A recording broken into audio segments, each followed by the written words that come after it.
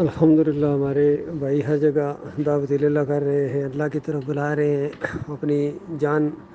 لگا رہے ہیں اس راستے کے اندر۔ یہ بہت بڑا اللہ کا احسان ہے ہمارے بھائیوں کے اوپر، اور ہر اس کے اوپر جس نے بھی یہ کام کیا ہے یا جو یہ کام کرے گا۔ آج ماشاءاللہ یہاں بھی بحرین میں جمعے کی صلات کے بعد ہم لوگ رکے ہیں، اور پھر مغرب کی صلات کے بعد نکلے ہیں باہر دعوت اللہ کے لیے، اور مختلف لوگوں سے گفتگو بھی کی ہے۔ اور ایک جگہ ہمارے یامین صاحب نے انگلش میں بات چیت کی، کیونکہ وہ لوگ ایسے تھے جو اردو نہیں سمجھتے تھے، ان کو دعوت دی۔ کچھ انڈیا کے لوگ تھے، اس میں ایک عربی بھی تھا، وہ بہرحال انگلش بھی سمجھتا تھا، اور ساتھ ساتھ بولے جا رہا ہے ایک دم یہ نہیں اس انداز سے کہ میں سنی مسلم ہوں، میں آپ سے زیادہ اس دین کو جانتا ہوں، توحید کو سمجھتا ہوں، شرک کو میں سمجھتا ہوں۔ تو موٹی موٹی جو شرک کی باتیں بیان کی جا رہی، فوراً اس کی تائید بھی کر رہا تھا کہ ہاں بالکل صحیح کہا آپ نے، شرک ہے، بہت ظلم عظیم ہے، یہ ہے وہ ہے۔ اور پھر آخر میں اس انداز سے کہ میں سنی مسلم ہوں، مجھے یہ ساری باتیں معلوم ہیں۔ پھر میں نے تھوڑا سا مخاطب ہوا اس سے، میں نے کہا دیکھو سنی مسلم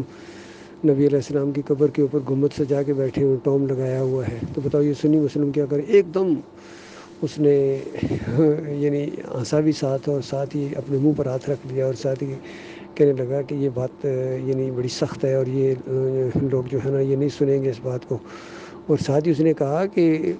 میں نے کچھ لوگوں سے بات کی ہے، کچھ کرسچن تھے یا کچھ ہندو تھے، یہ اس نے کہا،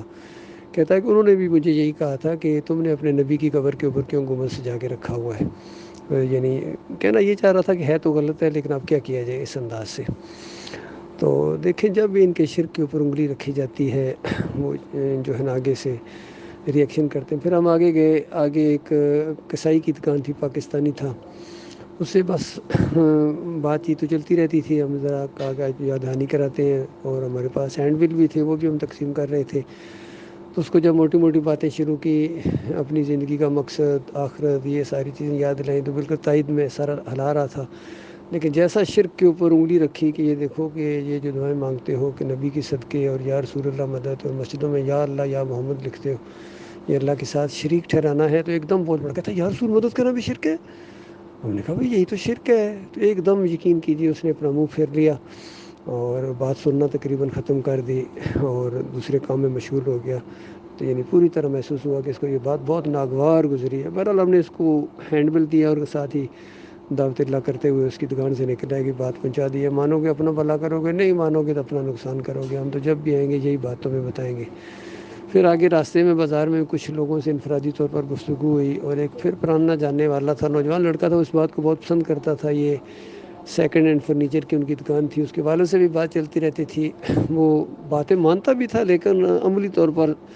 شامل ہونے کے لیے یا ان شرک اور کفر کرنے والوں کو چھوڑنے کے لیے، یا ان کی پیچھے نمازیں پڑھنے کو وہ چھوڑنا، اس کو سمجھ میں یہ چیز نہیں آئی کہ شرک کرنے والے کے پیچھے صلاۃ نہیں ہوتی ہے۔ تو اس کے بیٹے نے بتایا کہ وہ تو چند مہینے پہلے وفات پا گئے۔ تو اب دیکھیے یہ زندگی کا کھیل ہے، اگر ایمان خالص اختیار کر لیتی تو آج فائدہ ہوتا، لیکن ایمان کے اندر جو شرک کی ملاوٹ کے ساتھ انہوں نے جان دی، تو اس میں آپ بتائیے اپنی آخرت برباد کر دی۔ بہرحال آج ان کے دکان کے اندر کافی لوگ ویسے ہی بیٹھے ہوئے، 5-6 آدمی بیٹھے ہوئے تھے جو آپس میں بات چیت کر رہے تھے، نوجوان لڑکے ٹائپ تھے، یعنی بوڑھے نہیں تھے، عام طور پر جس طرح بوڑھے نہیں لگ رہے تھے، ڈیڑھ عمر کے تھے، یعنی جس طرح جوان اور کچھ تھوڑے سے نوجوان اور تھوڑے سے زیادہ عمر کے بھی بیچ میں، لیکن بوڑھے نہیں تھے۔ تو ان کو ہم نے کہا بھائی ہم یاد دہانی کے طور پر آئے، تو آپ سے اللہ کے دین کی بات کروں، بڑے کھلے دل سے کہا بھائی ٹھیک ہے بات کریں۔ تو ان کو دعوت دی، ماشاءاللہ بہت ہی غور کے ساتھ انہوں نے سنا، بہت ہی متاثر بھی ہوئے، اور ہم نے ان کو لٹریچر بھی دیا، اپنا ہینڈ بل بھی دیا، اور ساتھ ہی کہا کہ اس کے اوپر ہمارے ایڈریس لکھے ہوئے ہیں، اگر آپ کو یہ بات اچھی لگی ہو اپنے ہاں کوئی درس کروائیں، چاہے مہینے میں ایک دن ہی کوئی درس رکھ لیں آدھے گھنٹے کے لیے، 10-15 منٹ کے لیے، اسی طرح ہم گفتگو کریں گے، پھر سوال و جواب، اور پھر بات ختم۔ کیونکہ دنیا میں دیکھیں ہماری آزمائش ہے، یہ امتحان کی زندگی ہے، دنیا کے لیے کتنی محنت کرتے ہو، تو کیا اپنی آخرت کے لیے، اللہ کے لیے اور اس جنت کے لیے کا مہینے میں آدھا گھنٹہ بھی نہیں ہے؟ تو اس انداز سے ان کو احساس دلایا، تو انہوں نے کہا بھائی ٹھیک ہے انشاءاللہ ہم انشاءاللہ کوئی نہ کوئی پروگرام کرائیں گے۔ تو اس طریقے سے یعنی دعوت بڑھتی جا رہی ہے الحمدللہ۔ پھر سوشل میڈیا کے اوپر جس طرح آج دن کو میں نے ایک ضعیف عمر کے آدمی ہیں ظفر اللہ صاحب، وہاں لندن سے، انہوں نے پہلے بھی رابطہ تھا لیکن آج انہوں نے بڑے اچھے انداز سے اس کو کہا ہے کہ یہ جو واقعی آپ کی دعوت ہے یہ بڑی زبردست ہے، اور صوفیوں نے بڑا بیڑا غرق کیا اس قوم کا، یہ تو شرک پھیلانے آئے تھے، گویا پوری زندگی شرک پھیلاتے رہے۔ تو جس انداز سے بھی میرے پیارے بھائی یہ دعوت سامنے آئے گی، اللہ اس کو قدر کی نگاہ سے دیکھتا ہے مالک، اور یہی کام ہے جس زمین کے اوپر یہ سب سے ضروری کام، سب سے مشکل کام اور سب سے زیادہ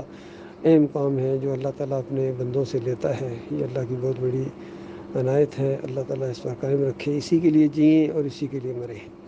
الحمدللہ جینے کا بھی مزہ ہے اور مرنے کا مزہ آئے گا، اور مالک کے سارے وعدے پورے ہوں گے۔ یہ موڑ ہے زندگی کی آخری سانس تک اس ایمان خالص کو لے جاؤ، اس موڑ کے آگے منزل ہے میرے بھائیو، ساری تھکن دور ہو جائے گی انشاءاللہ۔